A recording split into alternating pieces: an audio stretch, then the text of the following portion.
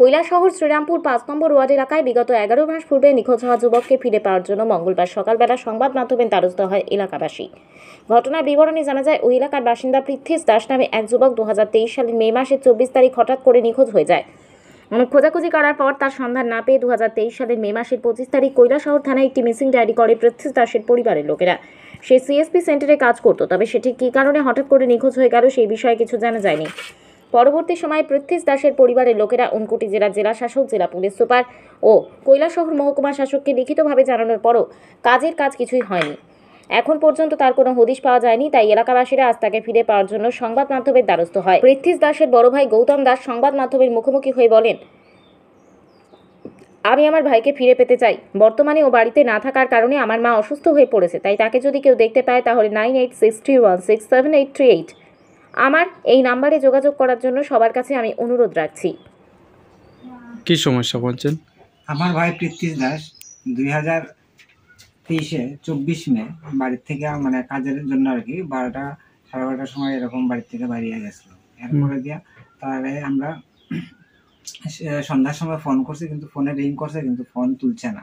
তখন সঙ্গে সঙ্গে আমরা গ্রামের লোক তারে মানে খুঁজতে বেরিয়েছি, অনেক খোঁজাখুঁজি করছি, রিং করছি অনেকজনে, কিন্তু ফোন তুলছে না। তারপরে আমরা রাত্রে 10টার সময় আমরা পাড়ার লোক গেছে থানায় গিয়া মানে অভিযোগ করে আইছে আর কি, মানে তারা পাওয়া যাইতেছে না করে।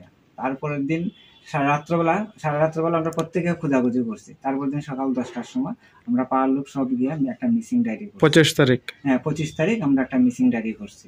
কিন্তু এখন 11 মাস চলে, কিন্তু এখন পর্যন্ত তার কোনো আমরা মানে খোঁজ, তার কোনো সন্ধানই আমরা পাইছি। আপনার কে হয়? আমার ছোট ভাই। আপনার নাম কি? আমার নাম গৌতম দাস। এটা কোন জায়গা? এটা শ্রীরামপুর 5 নম্বর ওয়ার্ড। আপনার কি মনে হইতাছে, কেন এমন হইছে বা কি কারণ আপনার জানা আছে নাকি? না, এটা তো আমরা কেউ কোনো কিছু কইতে পারার লোক কেউ কোনো কিছু কইতে পারে। কোনো মেয়ের সাথে কোনো প্রণয় সম্পর্ক আসলো নি তার?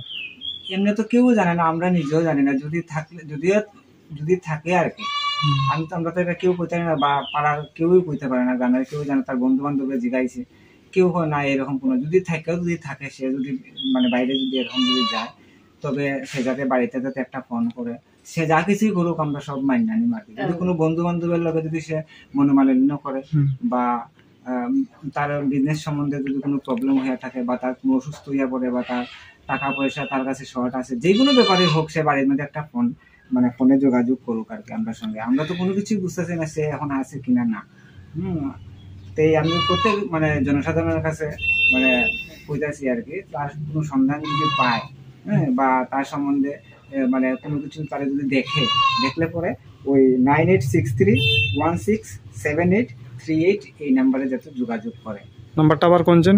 98